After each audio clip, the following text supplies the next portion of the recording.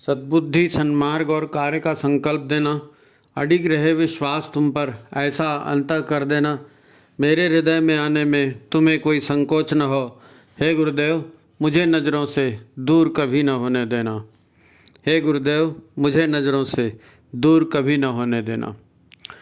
नमस्कार, गायत्री चिंतन धारा के इस सतत प्रवाह में आप सभी का स्वागत है। मित्रों, अपना घर तो अपना ही घर होता है। आदमी घर जाकर रिलैक्स महसूस करता है, सुरक्षा का अनुभव करता है नहीं? पर अब ये सबके लिए सही नहीं रहा। कई लोगों को घर जाने पर टेंशन हो जाता है। क्या महिलाएं, क्या पुरुष, क्या बच्चे, है ना, ये सब अपने परिवार की शिकायत बाहर करते रहते हैं।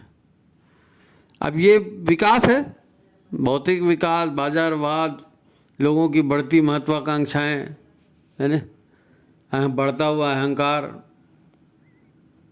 और सब कुछ जल्दी से जल्दी चाहिए लोगों को, सब जल्दी चाहिए। इसने जो है ना परिवार की मूल भावनाओं को तहस नहस कर दिया है। टूट रहे हैं परिवार, बिखर रहे हैं परिवार। आप भी देख रहे होंगे इन सबको, है ना। जो वो आदर्श व्यवहार जिसको कहते हैं नैतिकता, संस्कार, लज्जा, शालीनता, सौम्यता, कर्तव्य भावना, प्रेम, सेवा भाव, ये सब भाव इस बाजारी चाल चलन में सब गायब होते जा रहे हैं और परिवार फिर टूट रहे, बिखर रहे, है ना। पूरी तरह से अभी गायब नहीं हुए हैं, औपचारिकता कहीं कहीं दिखती है। यही वो भाव है जो मनुष्य को पशुओं से श्रेष्ठ बनाता है। इनकी कमी की वजह से ही परिवार दुखी रहते हैं। इतने भाई बहनों के पत्र आते हैं, बात होती है, हमारे परिवार में ये हो गया, हमारे परिवार में हो गया, हम समझाते हैं लेकिन समझता नहीं कोई। तो ये सब क्या है? ये भाव जगत बदल गया है, लोगों का विचार बदल गए। क्या महिला, क्या पुरुष, दोनों का ध्यान इसी बात पर होता है, पति से कैसे बात मनवानी है। पति भी सोचता है पत्नी से कैसे काम निकाला जाए। ये तरकीबें सीख गए लोग। अब गाड़ी चल रही है, जैसे तैसे परिवार चल रहे हैं। जिन नैतिक या भावनात्मक मुद्दों की बात अभी हम कर रहे हैं, इन पर परिवार कैसे चले, कैसे चले। आजकल परिवार इस आधार पर नहीं चलते ना। परिवार बनते ही कैसे हैं? फेयर एंड लवली लड़की को लगा दिया, ड्रेस अच्छा पहना दिया, बॉडी फिगर बढ़िया बना दिया, एक 8 डिग्री चिपका दिए, हो गया लड़की शादी के लिए तैयार। और लड़का कैसा भी हो, कैसा भी हो, बस कमाने वाला होना चाहिए, अच्छा कमाता रहे, अच्छा घर रहे, और फिर लड़की को लेके अलग से रहे। शादी के बाद हर लड़की यही चाहती है, परिवार में नहीं रहना है, भी अलग से रहना है। और फिर कैसे भी कर लो आप, किसी भी ढंग से, चाहे लव मैरिज कर लो, चाहे अरेंज मैरिज कर लो, शादी हो जाए, हफ्ता 15 दिन में पता चल जाता है। हफ्ता 15 दिन में पता चल जाता है कि भैया नहीं, इस परिवार में तो नहीं निभ सकती, इस लड़की से नहीं निभ सकती, या इस लड़के से नहीं निभ सकता, हमारे साथ धोखा हो गया, फंस गए, हम फंस गए। 15 दिन में बोलना शुरू कर देते, फंस गए। स्वार्थ, भोग, अहंकार, अधिकार भाव, चालाकी, ये आजकल का चलन ऐसा हो गया है कि कोई चोरी को चोरी, धोखाधड़ी नहीं बोलता, व्यभिचार को व्यभिचार नहीं बोलते। उनका कहना है कि आप पकड़े जाओगे तो अपराधी हो, नहीं पकड़े गए तो कोई अपराधी नहीं। ये तो चाल चलन हो गया, पकड़ में नहीं आना चाहिए, कुछ भी करो। वाह, ये ऐसे तो चल रहे हैं परिवार। अब प्रदर्शन और इमेज का ज़माना है, इमेज का ज़माना है, दिखावट का ज़माना। अपनापन और प्रेम कभी कहीं दिखेगा? इंसान वस्तु बन गया, वस्तु, कमोडिटी, व्यापार की वस्तु बन गया इंसान। और सब एक दूसरी वस्तुओं से कैसे लाभ उठाया जाए, है ना। अगर रो के फंसाना है तो रो के फंसाओ, झूठ बोल के फंसाना है तो झूठ बोल के फंसाओ, कैसे भी करके अपने गियर में लाओ, अपना काम निकालो। ये चल रहा है, चाहे घर में हो चाहे परिवार में। न्याय सब जाते हैं, चाहते हैं जी हमारे साथ न्याय होना चाहिए, लेकिन खुद न्याय नहीं करते। जब खुद की बारी आती है तो बोलते हैं ये तो दुनिया में चलता है। तो फिर परिवार में ही न निभ सकें तो कहाँ जाएं, क्या करें? इस पर एक सार्थक चर्चा अपने को करनी है, और काफ़ी लोगों की मांग थी, इसीलिए इस वीडियो को आज बनाया जा रहा है नहीं। तो इसको लाइक करिए, शेयर करिए। हर परिवार की ये समस्या है, तो समाधान कैसे हो सकता है सबको पता चलना चाहिए। और जिन्होंने चैनल को सब्सक्राइब नहीं किया वो सब्सक्राइब भी कर लें। तो ठीक है, आज की बात को शुरू करते हैं। देखो, किसी के मानने या न मानने से सत्य बदलेगा नहीं। मूलभूत सत्य ये है जिन्हें हमेशा ध्यान में रखकर व्यवहार करना चाहिए। वही मूलभूत सत्य है, उसको ध्यान रखें। पहली बात क्या है सत्य की? 3 सत्य हैं। पहली बात यह है कि ईश्वर है, वो सर्वव्यापी है, सर्वशक्तिमान है, सबका कल्याण करने वाली ताकत है नहीं?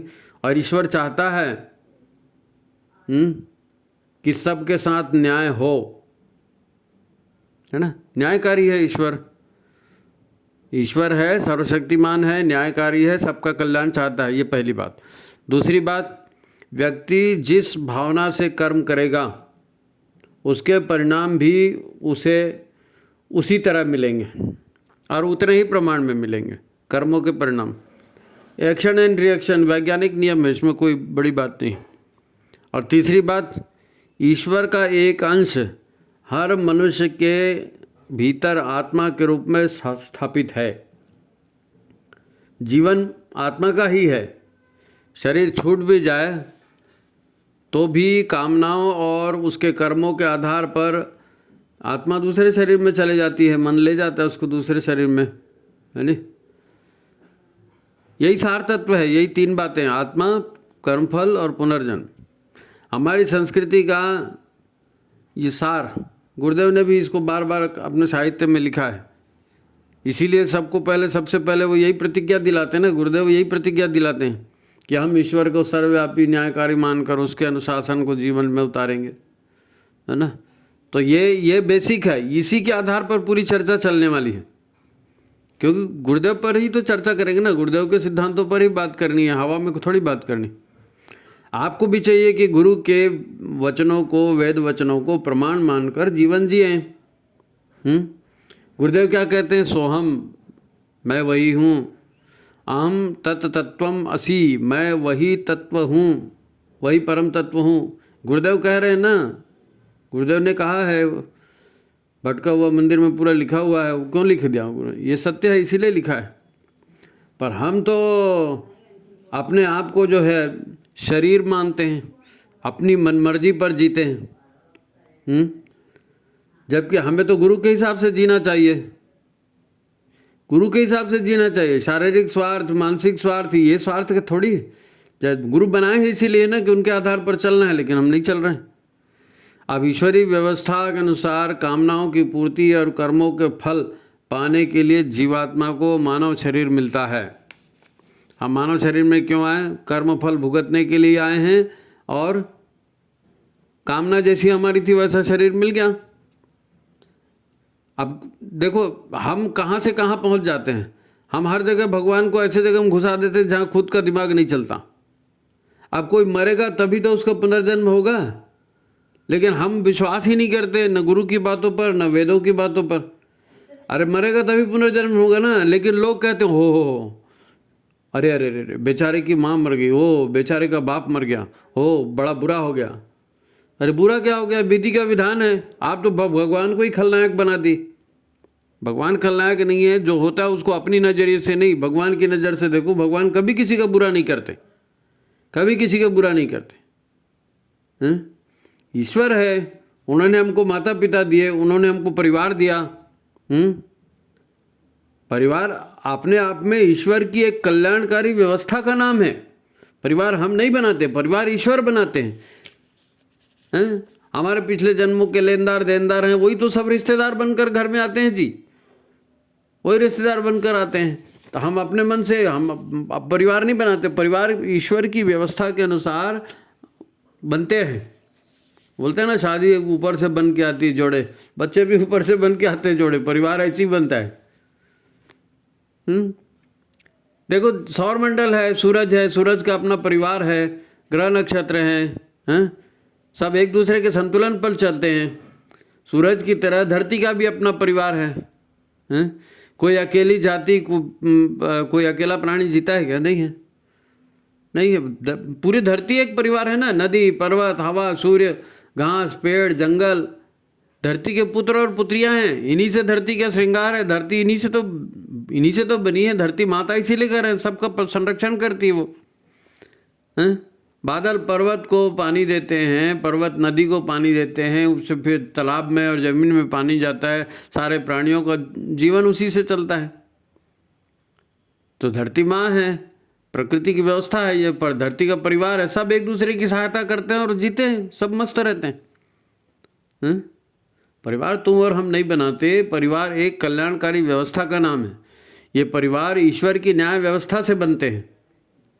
तुमने नदी तालाबों में मछली के छोटे छोटे बच्चों का परिवार देखा, कैसे एक साथ झुंड के झुंड तैरते रहते हैं। कबूतर कैसे झुंड बना के हवा में उड़ते हैं, तोते बगुले सब झुंड बना के हवा में उड़ते हैं, देखे कि नहीं देखे? दीमक है, चिटिया हैं, मच्छर है, मधुमक्खियाँ हैं, टिड्डे हैं, ये सब फैमिली बना के, परिवार बना के रहते हैं, एक दूसरे की सहायता करते हैं, एक दूसरे की सहायता करते हैं।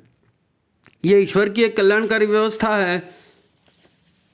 अब जीव जंतुओं का और मनुष्यों का भी ये परिवार धरती पे सभी का मिला के परिवार है ना। अब मधुमक्खियाँ मान लो, मधुमक्खियाँ ही ना हो तो फसल ही नहीं पकेगी। मधुमक्खियाँ परागण यहाँ से वहाँ ले जाती है ना, तो फसल होती है, तो हम लोग खाते हैं, जीव जंतु दूसरे खाते हैं। मधुमक्खियाँ नहीं होगी तो कितनी सारी फसलें ही नहीं होगी, हैं? वृक्ष वनस्पतियाँ ना हो तो वर्षा नहीं होगी, पानी नहीं गिरेगा। पेड़ पौधे नहीं होंगे तो पानी कैसे गिरेगा? ग्रह नक्षत्र जो है ना, ये भी हमारे परिवार का अंग है। वनस्पतियाँ ये भी परिवार का अंग है। और ये सब मिला करके एक दूसरे को कुछ न कुछ देते हैं। देने के आधार पर ये पूरी जीवन व्यवस्था जो है देने के आधार पर चलती है। हमारे वो पूजा में मंत्र अपन कहते हैं, यज्ञेन यज्ञमय जंत देवाः तानि धर्माणि प्रथमान्यासन तेहनाकम महिमाना सचंत यत्र पूर्वे साध्या संति देवाः। भाई भगवान की पूजा करनी है तो क्या करना है? एक दूसरे को देना है, जीवन दिया जाता है, सहायता की जाती है। आप दूसरे की सहायता नहीं करोगे तो आपकी सहायता कौन करेगा? लेकिन ये भाव खत्म हो गया, ये भाव खत्म हो गया। भाई मंत्र क्या कहता है? परमात्मा ने यज्ञ की भावना से, है ना, ये धरती का निर्माण किया है, देवताओं का निर्माण किया है, देने वाले लोगों का निर्माण किया, और उसके लिए उन्होंने सबसे पहले धर्म की स्थापना की है। तानि धर्मानि प्रथमान्यासन, है ना। अब इसी की महिमा है, और सज्जन और देवजन आदिकाल से इसी को करते आए हैं। आप देवताओं को आहुतियाँ देते हैं, देवता आपको अनुदान वरदान देते हैं, ये एक दूसरे का लेन देन है ना। ये परिवार व्यवस्था है। यहाँ परिवार व्यवस्था में जो है ना, हक नहीं मांगा जाता, नहीं सड्ढा हक इधर रख, ऐसा नहीं है। परिवार में हक नहीं मांगा जाता, परिवार में प्रेम से दिया जाता है नी। जो अपने पास है वो सब दिया जाता है, जो सब एक दूसरे को देते हैं तब तो एक दूसरे को मिलता है। ईश्वर की व्यवस्था है, जो देगा वो पाएगा। समुद्र कभी प्यासा नहीं मरता, समुद्र कभी प्यासा नहीं मरता। माता जन्म देती है तो फिर बच्चे उसकी इज्जत भी करते हैं। बड़े से बड़ा गुंडा भी होगा, उसको माँ की गाली दे के देखो, थोड़ा तोड़ देगा वो, क्योंकि माँ सम्माननीय है, वो करती है, सेवा करती है बच्चे की, बच्चों को बड़ा करती है तो बच्चा उसकी इज्जत करता है। परिवार जीवन देता है, समाज जीवन देता है। इसी व्यवस्था में सारा जीवन चल रहा है, सदियों से चल रहा है नी। बस ये इंसान जो है ना, वो इसको भूल गया है। बस इंसान ही जो है ना ऐसा प्राणी है जिसको अपने परिवार से शिकायत है, इंसान को ही शिकायत। अब परिवार पर कोई भाषण नहीं हो रहा है भाई, परिवार की ये हकीकत है। हाँ, परिवार ईश्वर बनाते हैं। सोच कर देखो ना, शादी के लिए कितने लड़के कितने लड़कियां छाटी जाती हैं। ये कुंडली मिलाओ, वो कुंडली मिलाओ, नाड़ी मिलाओ, गण मिलाओ, कितने गुण मिल रहे हैं वो सब मिलाओ, तब कहीं शादी होती है। और आजकल चाहे लव मैरिज करो चाहे अरेंज मैरिज करो, कुछ दिन में पता चल जाता है कि ऐसी शादी, क्योंकि आप छांट करके ना उसी को लाते हो जिसके साथ आपके कर्म बंधन हैं ऑलरेडी। जिसने आपको परेशान किया या जिसने आपको प्रेम किया वही आपका पति या पत्नी या बेटा बनकर आता है। कोई लेनदार होता है, देनदार होगा, वो दूसरा नहीं होता। और आपको लगता है कि हम छांट छांट के ला रहे हैं, लेकिन जो वहाँ छांट के उसी को लाते हो। ये विधि का विधान है, ये विधि का विधान है ना। अब ऐसे होगा फिर, अब गृहस्थी खराब होगी, फिर कौन सुखी गृहस्थी कर सकेगा। ये तलाकबाजी, कोर्टबाजी इसीलिए बढ़ गई ना कि कर्मों के फल अब सबको मिल रहे हैं। अब पिछले जन्मों का और पहले का कर्म दिखता नहीं है, याद आता नहीं है। अपने काम को आदमी यही सोचता है ना, हमने कर दिया तो क्या हो गया। ऐसा नहीं होता ना। समाज ने, परिवार ने हमें जन्म दिया है, हमको अगली पीढ़ी को जीवन देना है। भाई तुम भी माँ बाप बनोगे, तुमको भी बच्चों का पालन करना है। अपने बच्चों के लिए ये सारी व्यवस्थाएं तुमको भी बनानी। ये ईश्वर का विधान है। पशु पक्षियों में व्यवस्था नहीं गड़बड़ाती, बस मनुष्यों में गड़बड़ाती, मनुष्यों में गड़बड़ाती। 80-100 साल पहले ऐसा नहीं था। संयुक्त परिवार में लोग रहते थे, है नहीं। 40-50-100 लोगों का परिवार होता था, एक चूल्हे में खाना बनता था। आप जानते हैं, सब पुरानी बातें सुनी होंगी आपने। अब इस पर विचारशील लोगों को सोच समझकर कोई व्यवस्था बनानी चाहिए कि अब आपके परिवेश में ये कैसे चलेगा। उस समय भी लोग अपने आप को सजाते थे, संवारते थे, जेवर उस समय भी होते थे, घूमना फिरना, शादियाँ, शादी की धूमधाम उसमें भी होती थी। वहाँ उस समय भी व्यंजन बजते थे, नाच गाना सब होता था। आप पुराने मंदिरों में जाकर देखिए, कितनी सुंदर कलाकारी, कितने नक्काशे हैं, सब हीरे मोती जड़े हुए, सारी संपन्नता, सब कुछ था, सब कुछ था। लेकिन तलाक नहीं था उनकी डिक्शनरी में। उस समय तलाक नहीं होता था। हर तरह की साधन संपन्नता थी। पर अब सोचना पड़ेगा, सोचना पड़ेगा। ये कहाँ आ गए हम ऐसे ही साथ साथ चलते चलते, विकास के नाम पर और प्रगति के नाम पर क्या क्या कर रहे हैं हम लोग। हमको सोचना पड़ेगा, उसको उसी में से रास्ता निकालना पड़ेगा, उसी में से रास्ता। आप महिलाओं को, है ना, इसका दोष देकर या पुरुषों को इसका दोष देकर या आज के फैशन को इसका दोष देकर बात को टाल नहीं सकते। ये बात को टाल नहीं सकते। आजकल ये होता है, बाज़ार में वो चलता है, ये बेकार की बात है। जो होना चाहिए वो होना चाहिए ना। तो इसकी व्यवस्था समाज में बनेगी। हमारे गुरु कहते हैं मनुष्य अपने भाग्य का निर्माता आप है। अपनी मनस्थिति बदलो तो परिस्थिति बदलेगी। तो परिवार और समाज में अप्लाई करने के लिए है ये। परिवार समाज में अप्लाई करने के लिए नहीं। साहब आजकल अहंकार इतना बढ़ गया है, क्रोध इतना बढ़ गया है। अरे भाई बढ़ गया है और इससे लाइफ में प्रॉब्लम है, फिर भी आप मनस्थिति को ही बदलना नहीं चाहते, तो ये क्या बुद्धिमत्ता है। अब वो क्या है, स्कूलों में व्यक्तिगत महत्वाकांक्षा को बढ़ावा दिया जाता है। बच्चों को बड़े बड़े सपने दिखाए जाते हैं, फिर शादी के बाद वो सपने टूटते हैं तो दर्द होता है। हमने इतने साल से सपने देखे, वैसा तो लाइफ बन नहीं रही है, तो तकलीफ तो होगी। बच्चे सपनों की दुनिया में जीते हैं, अपने आप को बड़ा हीरो हीरोइन मानकर चलते हैं। और फिर जैसा समाज में चलन है, सिनेमा में देखते हैं, वो काम करना नहीं चाहते। वो हीरो हीरोइन कोई काम करता है क्या? मेहनत करना नहीं चाहते। आजकल की पढ़ाई भी जो है ना, इंसान को उसके हक के लिए लड़ना सिखाती है। हमारा हक है, हमको मिलना चाहिए। तो फिर आपने यही लड़ना सिखा दिया ना बच्चों को, तो शादी के बाद भी वो लड़ाई कर रहे हैं, मेरा हक मेरे को मिलना चाहिए। ये तो हमारा हक है। हक की तो लड़ाई होती है, अहंकार की तो लड़ाई होती है। तुम्हारी चलेगी कि मेरी चलेगी। पहले तो घरों में बच्चों का कमरा अलग बनाते हो, फिर बच्चे अलग रहने लगते हैं तो बोलते हो अलग रहता है। तो उसको अलग, बचपन से ही तो उसको अलग कमरे में रख रहा हो, फिर अब वो अलग हो गया तो क्या दिक्कत? नहीं साहब, बच्चा बिगड़ गया। अच्छा, ज़्यादा डिटेल में नहीं जाते हैं। आपके आसपास सब हो रहा है, आप देख रहे हो, है ना। मेन बात है अहंकार, यानी तेरा मेरा, बड़ी बड़ी महत्वाकांक्षाएं पाल लिए हैं और फिर अपना ईगो है। सेवा भावना है नहीं, सद्ज्ञान है नहीं। जीवन में उचित क्या है, अनुचित क्या है, उसका कोई भेद ही नहीं है। कोई लाइफ का बड़ा टारगेट ही नहीं है ना। मेरे जीवन का उद्देश्य क्या है नहीं मालूम। इन्हीं कमियों को दूर कौन करेगा? गुरुदेव ने जन्मदिन संस्कार बनाए हैं, जन्मदिन संस्कार में इसी को दिया है।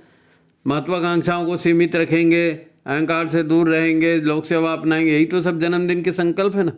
तो जन्मदिन संस्कार इसीलिए गुरुदेव ने कहा जन्मदिन संस्कार मनाओ और अपने परिवार के लोगों का आचरण ठीक करो। अब हम साहित्य तो गुरुदेव का खरीदते हैं, पर हम करते क्या हैं? हम करते वही हैं जो समाज में निगुरे लोग हैं ना, जिनका कोई गुरु नहीं है, कोई लक्ष्य नहीं है, वो लोग जो करते हैं हम उसकी नकल करते हैं। भाई यज्ञ में आपने कह दिया मन को कुविचारों और दुर्भावनाओं से बचाए रखने के लिए नियमित स्वाध्याय और सत्संग की व्यवस्था करेंगे। अब यज्ञ में नारा लगाना था, लगा दिया। अब ये व्यवस्थाएं परिवार में बनती तो है, बनती तो दिखती नहीं। अगर बनती तो फिर आज की परिस्थितियां नहीं होती ना। पर अब तो बन चुकी है, अब क्या करें? अभी तो इस पर कुछ भी कहना जले पर नमक छिड़कने जैसा है। जड़े पर नमक, क्योंकि भुगत रहा है उसको, आप ये नहीं बताओ, कोई भुगत रहा है उसको बोलो कि ये तुम्हारी गलती है तो वो और चिढ़ जाएगा वो। लेकिन सच तो यही है, सच तो यही है।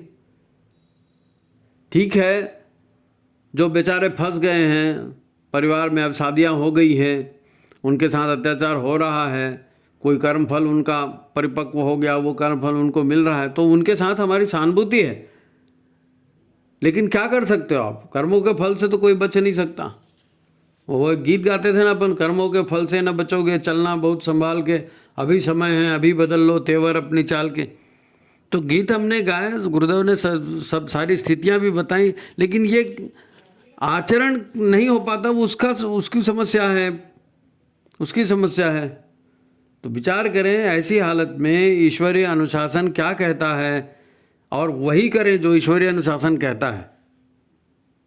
देखो इसको एक प्रसंग से समझते हैं, एक प्रसंग से, है ना। क्योंकि मैं परेशान हूँ और मेरी परेशानी दूर होनी चाहिए, यही सबका उद्देश्य होता है। लेकिन भाई वो परेशानी किसी वजह से आई होगी। अगर किसी का लेना है तो मिलेगा और किसी का देना है तो देना पड़ेगा, ये तो संसार का नियम है। नहीं साहब हम उधार लेते जाएंगे और चुकाएंगे नहीं, ऐसा थोड़ी होता है। तो एक प्रसंग से इसको समझते हैं कि एक घर के बाहर कई लोगों की भीड़ लगी, सब यही कह रहे हैं कि फलाना है, फलाना बाहर आओ। तुम क्या सोचते हो, तुम मोहल्ला छोड़कर चले जाओगे तो हम तुमको भूल जाएंगे? नहीं। कोई कह रहा है तुमने हमको ठगा है, कोई कह रहा है तुमने हमारे साथ हिंसा की है, कोई कह रहा है तुमने हमसे उधार लिया था आज तक वापस नहीं किया, कोई कहता है तुमने हमें सरेआम अपमानित किया, बेइज्जत किया है, कोई कह रहा है हमने तुम्हारे पर भरोसा किया तो हमने विश्वास तोड़ दिया। धोखेधड़ी की बात कर रहा है। सबके पास अपनी बात के प्रमाण भी हैं, वो सब प्रमाण लेकर के आए हैं और घर को घेर के रखे हैं। और घर में जो बंदा है वो कह रहा है अरे ये सब दुष्ट हैं, इतने दिन से मेरे को घेर के रखे हैं, मेरे को घर के बाहर भी नहीं जाने देते, मेरे खिलाफ नारे लगा रहे हैं। अरे तो दुष्ट नहीं है, उन्होंने आपको कुछ दिया था वो वसूल कर रहे हैं, आप उनको दीजिए ना उनका हक। नहीं, आप तो उन्हीं को बुरा कह रहे हो जो वसूल करने आए हैं। यानी एक तो उधार दो और जो उधार मांगने जाएगा उसको गालियाँ दो, ये क्या है? वो आप बोलते नहीं मुझे बदनाम करें, मेरा जीना हराम कर दिया, हे भगवान इस मुसीबत से मुझे बचाओ। और फिर लोग तो भगवान को भी कोसना शुरू कर देते हैं, है ना। ये भगवान मोहल्ले वालों से पूछ लो, मैंने किसी का बुरा नहीं किया, ये सब मेरे दुश्मन हैं, इससे अच्छा तो मैं मर जाती तो अच्छा था, अरे भगवान मुझे उठा लो। कहाँ के कहाँ चले जाते हैं भावनाओं में। ईश्वरी व्यवस्था है कर्मफल की, आपने लिया है, आपको देना पड़ेगा। आज आपको परेशानी दिख रही है, वो फोकट में मिल रही है, क्या भगवान आपके साथ अन्याय क्यों करेंगे? अब आपने मोहल्ला बदल दिया, सामने वाला पिछले जीवन की बातें भूल गया है, पर लेनदार देनदार वो तो नहीं भूले ना। वो भगवान की व्यवस्था से आपके आसपास आपके परिवार में आ गए हैं। कोई पति बन के आया, कोई पत्नी बन के आया, कोई माँ बन के आया, कोई बाप बन के आया, कोई भाई बहन भौजाई बेटा, ये सब बन करके वही लेनदार देनदार तो आते हैं जी, वही लेनदार देनदार आते हैं। अब फिर वो परिवार में आते हैं तो अपना हक मांगते हैं, लेते हैं, फिर आपको बुरा लगता है? नो डाउट आप अच्छे आदमी हो, बस आपको याद नहीं है कि पहले आपने क्या किया था, पहले आपके हाथ से क्या हो गया, आपको नहीं मालूम, इसलिए आपको दुख लगता है। पर भगवान पर विश्वास रखो। उसने सारे सबूत देखकर आपके पास इनको भेजा है, भगवान ने भेजा है, परिवार आपने नहीं बनाया, भगवान ने उन सबको भेजा है कि जाओ भाई तुम्हारा तो कर्जा था तुम वसूल करो, जाओ तुम्हारा देना था तुम उनको प्रेम करो। तो प्रेम करने वाला भी परिवार में आपके पास आएगा और आपसे हक लेने वाला भी आपके पास आएगा। तो चुपचाप दे दो, चुपचाप दे दो। आपने उनका नुकसान किया है, वो दे दोगे तो वो चले जाएंगे, आप भी सुखी रहोगे। वो क्या है, आदमी अपने पिछले जन्म की बातें जो है ना याद नहीं रख पाता है। शरीर है बदलते रहता है, शरीर बदल गया, आप तो वही हो। लेनदारी देनदारी वो तो बाकी है। आज जीवन आधे में खत्म हो गया तो क्या हो गया, लेनदारी देनदारी देना पड़ेगा ना। आप मकान छोड़ मोहल्ला छोड़ के दूसरे मकान में गए तो क्या लेनदारी देनदारी बदल जाएगी? नहीं, ऐसा नहीं होता। भगवान पर विश्वास रखना पड़ेगा, भगवान पर विश्वास रखना। भगवान कभी किसी के साथ अन्याय नहीं करते। गांठ बांध लो, हमसे ही कोई बुरा हुआ है। वो महान संत है कबीर, कबीरदास जी का नाम सुना हुआ है, दिव्य संत हैं कबीर। कबीरदास जी क्या कहते हैं भगवान के बारे में? साईं मेरा बाणिया सहज करे व्यापार। कबीरदास जी का दोहा है ये, साईं मेरा बाणिया सहज करे व्यापार, बिन डांडी बिन पालडे तौले सब संसार। वो तराजू लेके नहीं बैठता, लेकिन वो पक्का बनिया है और जिसने जो किया है वो उसका फल उसको बराबर देगा और उतना ही देगा। साईं मेरा बानिया, यानी लेन देन के मामले में मेरा ईश्वर पक्का बनिया है। ईश्वर कोई हिसाब किसी का बाकी नहीं रखता, लूटता भी नहीं है, छोड़ता भी नहीं है। पुराने से पुराना लेन देन उसके खाते में रहता है, जो देना है वो देगा, जो वसूल करना है वसूल करेगा। पता नहीं ये उदाहरण कितना ठीक है, लेकिन ये समझ लीजिए, इस बात को गांठ बांधना बहुत जरूरी है। अब ये गुरुदेव संबंधित उदाहरण है, हो सकता है किसी खराब लगे तो मैं पहले ही माफ़ी चाहता हूँ, लेकिन ये बात 100% सच है कि एक बंदा चाकू लेकर शांति कुंज में घुस गया और जहाँ गुरुदेव थे वहाँ पहुँच गया और उनको मारने के लिए उसने वार भी किया। अब गुरुदेव पंडित श्री राम शर्मा आचार्य, उन्होंने भला किसी का क्या बिगाड़ा था? उन्होंने किसी का क्या बिगाड़ा था जो सामने वाला चाकू लेकर उन पर हमला करने गया? वो तो गुरुदेव सजग थे, उन्होंने वार अपने बाएं हाथ में झेला क्योंकि दाहिने हाथ से उनको समाज सेवा करना था, लेखन करना था। वो सजग थे इसलिए उन्होंने अपने हाथ आगे किया। अच्छा, वो चाहते तो आक्रमणकारी को वहीं के वहीं भस्म भी कर सकते थे, लेकिन उन्होंने बदला भी नहीं लिया, बदला भी नहीं लिया, किसी को दोष भी नहीं दिया, उस घड़ी को शांति से निकल जाने दिया। कर्मों का रिलेशन होता है। राजा दशरथ ऐसे ही मर गए थे, भगवान कृष्ण को शिकारी ने तीर ऐसे ही मार दिया था, आपको तो मालूम है। अहिल्या कितने वर्षों तक पत्थर बन के पड़ी रही। प्रभु राम 14 वर्ष तक वनवास में गए, कौशल्या का क्या दोष था? वो तो माता थी ना, उसको भुगतना पड़ा ना। तो अगले जन्म में वही यशोदा बन के आई और कृष्ण को जन्म नहीं भी दिया था, फिर भी पूरा वात्सल्य उनको लुटाया। तो फिर जीवन उन्होंने कोई जन्म नहीं दिया था कृष्ण भगवान को। द्रौपदी का उदाहरण देखो ना, द्रौपदी का चीरहरण होने से रोका भगवान ने। क्यों रोका? क्योंकि एक साधु ने वो नग्न होकर नदी में नहा रहा था, उसकी लंगोटी भी बह गई। अब वो बेचारा बाहर कैसे आए? तो वहाँ पर से द्रौपदी जा रही थी, उसने अपनी साड़ी फाड़ करके उसकी इज्जत बचाई, तो भगवान ने उसकी भी इज्जत बचाई। कर्मों का फल है, यहाँ से वहाँ तक, भगवान से लेकर तो आदमी कहाँ बचेगा जी कर्मों के फल से? कोई नहीं बचता। केवल इमोशनल होकर रोने से है भगवान मेरे को मार डालो, ऐसा में काम थोड़ी होता है। हम पहले ही चर्चा कर चुके हैं कि संसार ईश्वर के विधान से चलता है, यानी कर्मफल के सिद्धांत पर चलता है। इस जन्म में कर्मों का लेन देन पूरा नहीं हुआ तो अगले जन्म में तो ट्रांसफर होता है। और कर्मों का ये लेन देन तभी पूरा हो सकेगा जब लेन देन करने वालों का आमना सामना हो। जिसको लेना है वो जाएगा। बाजार में जाते हो ना, तो एक बेचने वाला है, खरीदने वाला है, तब तो व्यापार होता है। तो जिसको लेना है वो भी आपके परिवार में जन्म लेगा, जिसको देना है वो भी आपके परिवार में जन्म लेगा। परिवार में ऐसे ही लोग जुड़ते हैं। ऐसे ही लोग, उनको एक स्थान पे आना पड़ेगा ना, एक परिवार में आना पड़ेगा। इसीलिए भगवान परिवार बनाते हैं। जब हम दुख देते हैं, उपेक्षा करते हैं, किसी का हक छीनते हैं, निंदा करते हैं, किसी को बदनाम करते हैं, किसी को परेशान करते हैं, तो तो इसके दुखद परिणाम रहते हैं, वो परिवार में हमको मिलते हैं, हमने दिया, हमारे पास वापस आ रहा है। यही कारण है कि संसार में ना सभी को दुख मिलता है, सभी को कोई ना कोई दुख मिलता है, क्योंकि कोई ना कोई अपराध सभी करता है, कोई ना कोई, सभी के अपराध रहते हैं ना कुछ। देखो अनजाने में भी अपराध कैसे होते हैं। हमको लगता है हमने कोई अपराध नहीं किया इस जन्म में, अगले पिछले जन्म में नहीं। अरे भाई ऐसा नहीं है, अनजाने में भी अपराध होते हैं, हमको नहीं मालूम रहता, लेकिन हम गलतियां करते हैं। कैसे करते हैं उसको भी समझ लो। भगवान कृष्ण अर्जुन से कहते हैं कि जो व्यक्ति अपनी कमाई को मनमाने ढंग से अकेला खा जाता है वो पाप कर रहा है। भगवान कृष्ण अर्जुन से कह रहे हैं कि जो व्यक्ति अपनी कमाई को अकेला खा जाता है वो पाप कर रहा है। और अभी के चाल चलन से अभी तो बोलोगे किसी को, वाह तेरे बाप का जाता है कि हम अपनी कमाई से कुछ भी करें। अपनी कमाई से कुछ भी करो नहीं हो सकता, ये अपराध है। अब पत्नी है, वो तो कमाई नहीं करती, घर के काम करती है, हैं? आप मनमानी पार्टियां कर रहे हो, घूमते हो फिरते हो, अन्य तरीके से अपनी इनकम को खर्चा कर रहे हो। पत्नी पूछती है क्या है तो तेरे को क्या करना है, तेरे को खाना खर्चा मिल रहा है, हैं?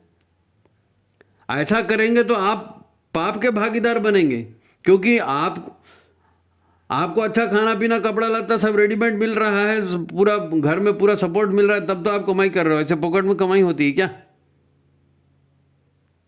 आपका परिवार समाज के अटूट बंधन में बंधे हैं, है ना? तो इसमें पत्नी ही नहीं, बच्चे, माता पिता, ये सब भी हकदार हैं। उनका भी हक है, बच्चों का भी हक है। माँ बाप ने तुमको खिला पिला के बड़ा किया, उनका भी हक है। नहीं साहब हमने कमाया हम खाएंगे, ऐसा थोड़ी होता है। और फिर इतना भी नहीं, हमारी संस्कृति तो इससे आगे जाती है। गुरु ऋण, देव ऋण, ऋषि ऋण, ये सबका ऋण चुकाना पड़ता है। गृहस्थ आश्रम ही वानप्रस्थ और सन्यासियों का पोषण करता है ना। 4 आश्रम हैं, तो गृहस्थी और वानप्रस्थ और सन्यासियों को कौन खाना खर्चा देगा? उसको यही गृहस्थ लोग देते हैं। अब आप उनका हक नहीं निकाल रहे तो ये चोरी है। ऐसे होते हैं अपराध। अब आप बोलोगे मेरे को नहीं मालूम, तो नहीं मालूम बोलने से थोड़ी काम होता है। इन सभी का हक मारते हैं, इसका परिणाम दुखद होता है। वृक्ष है, वनस्पतियां हैं, पशु पक्षी, नदी सरोवर, सब के लिए कुछ न कुछ करना ये हमारा कर्तव्य है। नदी को गंदा नहीं करना, पानी को गंदा नहीं करना, ये भारी पड़ता है। हमको लोग सोचता है कि अरे एक कुत्ता है उसको पत्थर मार दिया, तो कुत्ता पत्थर मार दिया, एक पेड़ लगा उसके पौधे खींच के डंगाल खींच के उसको तोड़ दिया, तो ये भी अपराध है ना। और ये भी अपराध है, इसकी भी भारी सजा मिलती है। कबीरदास जी का फिर एक दोहा मैं फिर एक बता रहा हूँ आपको। कबीरदास जी ने कहा है, कबीरा हाय गरीब की कभी न खाली जाए। कि आप किसी को कमज़ोर समझ के, असहाय समझ के, निर्बल समझ के और शौक में मज़े में किसी का नुकसान कर देते हो और उसको तकलीफ होती है, वो उसकी हाय लगती है आपको। मरी सांस की आह से लौ भस्म हो जाए। वो गरीब आदमी की, कमज़ोर आदमी की सिर्फ आह में इतनी ताकत होती है कि आपकी ज़िंदगी को बर्बाद कर दे, जिंदगी को बर्बाद कर दे। ये कर्मों के फल का विज्ञान है। कबीरदास झूठ बोल रहे क्या? नहीं, ऐसा नहीं है। कर्म फल व्यवस्था सिर्फ व्यक्ति के लिए नहीं है। परिवार गलत करेगा तो परिवार भुगतेगा, समाज गलत करेगा तो समाज भुगतेगा, देश गलत करेगा, मानवता के स्तर पर अपराध होगा तो मानवता को भी उसको भुगतना पड़ेगा। उसके परिवार भी, परिवार, समाज, देश और सभी को भुगतना पड़ता है। आज जंगल साफ करने का, जलाशयों को विकृत करने का, जमीन में और हवा में रसायन घोल देने का परिणाम सारा विश्व भुगत रहा है। आप कहते हो ना खाद वाला आ गया, पानी जहरीला हो गया, फलाना हो गया, तो ये क्या है? ये हमारे कर्मों के परिणाम है, तो हम ही को भुगतने पड़ेंगे ना। ग्लोबल वार्मिंग वो भी भगवान ने थोड़ी किया, हमने किया है। समाज, परिवार जो भी जैसे कर्म करेगा उसको भुगतना पड़ेगा। इन सब का असर हमारे ऊपर होता है। हमारे कष्ट सिर्फ व्यक्तिगत लेन देन के नहीं है बाबा, खाली व्यक्तिगत लेन देन के नहीं है। इस जन्म के, पिछले देर का और पिछले जन्म का, कहीं का भी हो। हमारे यहाँ पाप को जो ना 3 स्तर में बांटा गया है, दैहिक, भौतिक और दैविक। दैहिक, भौतिक और दैविक शरीर के द्वारा, मन के द्वारा किए गए, और भौतिक जगत में रहते हैं उसके द्वारा किए गए और पिछले जन्मों के किए गए सारे कर्मों का फल जब संयोग बनेगा, लेन देन आमने सामने आएंगे, तभी तो छूटेगा ना, तभी छूटेगा। ये सब गायत्री परिवार के प्रशिक्षणों में पूरा बताया जाता है जी। आप 9 दिवसीय सत्र कीजिए, वहाँ सब बताते हैं। वैसे क्या है, महिलाओं की पीड़ा और महिलाओं का रोना धोना है ना, ये ज़्यादा होता है, उनका बेचारापन लिए होता है। पर पुरुष भी जो है ना, पुरुष भी कम नहीं फंसते, वो भी प्रताड़ित होते हैं और वो तो बेचारे रो भी नहीं सकते। बहुत से उदाहरण समाज में मिलेंगे। पत्नी परेशान करती है, पत्नी बेवफा है, पति परेशान करता है, पति व्यभिचारी है, वो दारू पीता है, मारपीट करता है, यही तो सब होता है ना। लड़की घर से भाग गई, बूढ़े माँ बाप की उपेक्षा हो रही है, सास बहू में तनाव हो रहा है, ननंद भैया भाभी देवर, ये सब तो परेशानी के कारण होते हैं। कभी नौकर धोखा दे के चला जाता है, कभी पार्टनर बिजनेस में धोखा दे देता है। पार्टनर का भ्रष्टाचार भी तो कई तरह से होता है ना, कर्मफल निकलते हैं वो किसी के माध्यम से। वो आदमी बाप का भाई बन के नहीं आया, पार्टनर बन के आ गया, दोस्त बन के आ गया। अगर अच्छा करोगे तो उसे अच्छा रिजल्ट दे के जाएगा, बुरा करोगे बुरा भी रिजल्ट दे के जाएगा। जब अच्छा होता है तो हम सोचते हैं हमारी बहादुरी है, और जब बुरा होता है तो भगवान को दोष देते हैं। दिक्कत यही है ना। मूल बात है क्रिया और प्रतिक्रिया, है ना। क्रिया की प्रतिक्रिया ये समान और विरुद्ध होती है, न्यूटन का नियम है ना। तो भौतिक जगत में है, वो हमारे जीवन में भी लागू होता है। प्रश्न ये भी है कि हमें लगता है हम प्रताड़ित हैं, तो अब हम क्या करें, है ना। कई लोगों के प्रश्न आते हैं, हमारे साथ ये छल हो रहा है, हमारी ज़िंदगी नरक बन गई, अब हम क्या करें। तो क्या करें माने, दारू पी के गम गलत करोगे, आत्महत्या करोगे, घर से भाग जाओगे, ये सब इनका समाधान नहीं है। वो दुख तो भुगतना ही पड़ेगा आपको, हैं? हम अभी तक समझ चुके हैं ना कि स्थिति कैसी भी है, हैं? अब सहा भी ना जाए कुछ कहा भी ना जाए, वो गाना है ना, कैद में हो बुलबुल सयाद मुस्कुराए, सहा भी ना जाए कुछ कहा भी ना जाए। वो सभी का वो भुगत रहे, उसकी हालत ऐसी होती है। लेकिन क्या करें भाई, क्या करें। वो जो लोग कहते हैं ना कि स्वर्ग और नरक सब यहीं धरती पर है, वो सच लगता है हमको, तो लगता है सब यहीं पर है। अब मैं माँ हूँ, अब एक और उदाहरण है। मान लो मैं कह रहा हूँ कि मैं माँ हूँ, अब मेरी बच्ची है, सुंदर है, स्वस्थ है, पर उसका दिमाग कमज़ोर है, दिमाग ही नहीं चलता। बच्ची है, स्वस्थ है, सुंदर है, मगर उसका दिमाग नहीं चलता। अब माँ बाप क्या करें। कम दिमाग की सुंदर लड़की है, लड़की की जात है, कल को बड़ी हो जाएगी, उसकी सुरक्षा कैसे होगी, उसका भविष्य बेहतर कैसे होगा। तो शांति से समझने का प्रयास करो यार। देखो, जब तीर कमान से छूट जाता है ना, तो फिर वो टारगेट में लगता है। बंदूक की गोली एक बार ट्रिगर दबा दिया, ढाएं हो गया ना, तो फिर गोली जाके टारगेट में ही लगेगी, फिर उसको आधे बीच में रोकने का कोई विधान नहीं होता। कोई उसका रोकथाम संभव नहीं है। भगवान कृष्ण जो हैं वो अर्जुन को इस विषय में महत्वपूर्ण बात समझाते हैं कि क्या करें हम जब दुख में पीड़ा में, तो हम क्या करें। ये जो ज़्यादा पीड़ित है ना, उनके लिए है ये, आप समझ जाइए। भगवान कृष्ण अर्जुन से क्या कहते हैं, वो कहते हैं कि मनुष्य कर्म फल भोगते भोगते नए और कर्म कर देता है, और रिएक्शन के रूप में, अच्छा तुमने मेरे साथ ऐसा किया ना, तेरी तो 7 पुश्ते याद दिला दूंगा, मैं बर्बाद हो जाऊंगा लेकिन तेरे को नहीं छोड़ूंगा। तो आप भुगत रहे हो कर्म फल, आपका ही कर्म है, वो आप ही को वापस मिल रहा है, लेकिन आप कर्म करते करते सामने ये सोचते हो कि सामने वाला दुश्मन है। अरे भाई, कोई तुम्हारा दुश्मन नहीं है। अब आप उसको रिएक्शन कर देते हो, तो कर्म फल भोगते भोगते और नए कर्म करते हो, फिर उसका फल भी भुगतना पड़ेगा। तो ये कर्म फल भुगतते रहो, जन्म लेते रहो और भुगतते रहो, मुसीबतें बढ़ाते जाओ।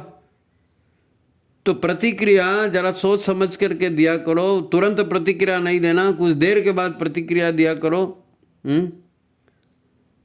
और फल जो है ना, ये सोच करके भुगतो कि चलो हमने अपनी तरफ से प्रयास किया, हमने अपने तरफ से कोई बुरा नहीं किया किसी का। आप ऐसा, या आपने नहीं बुरा किया ना किसी का, आप जानते हो हमने बुरा नहीं किया, तो एक पाप कट गया पुराना, ऐसा सोच के चलो ना।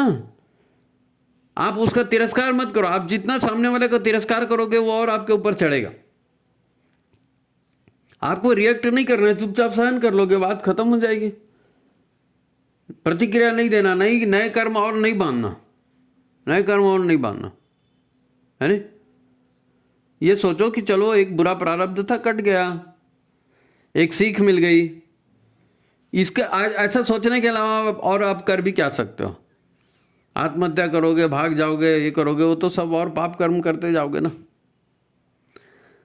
ये सुख दुख है भाई, संसार है, यहाँ सुख दुख मिलेगा ही मिलेगा, सुख दुख मिलेगा। जब खुशी होती है, सुख आता है, तो दुख भी आता है, रात होती है तो दिन भी आता है। ये तो हजार उदाहरण है, आप भी देते रहते हो। सुख दुख हमारे मन के अनुभव की चीज़ है। अगर हम हमारे पास, हमने किसी को 100 रुपये दिया, अब उसने वापस नहीं किया, अब 4 महीने तक आप उसके पीछे पड़े, मेरा 100 रुपये वापस नहीं किया, मेरा 100 रुपये वापस नहीं किया, है नहीं। और आप अपनी स्वेच्छा से, कोई दिख गया उसको स्वेच्छा से दान दे देते हो, तो 10,000, 1 लाख रुपए, 2 लाख रुपए, 5 लाख रुपए भी दान दे देते हो, क्योंकि आपके मन ने कहा देने के लिए, आपके मन ने कहा दे दिया, और आपके मन को खटक गया कि 100 रुपये फालतू दिया रे, तो खटक गया। मन बोलेगा तो बुरा है, मन बोलेगा तो अच्छा है, तो आप ये मान के चलो कि चलो पाप कट रहा है, एक मुसीबत खत्म हो गई। एक आखिरी उदाहरण देता हूँ, आप ध्यान से सुनिए, फिर बात खत्म करेंगे, लंबा हो रहा है वीडियो, है ना।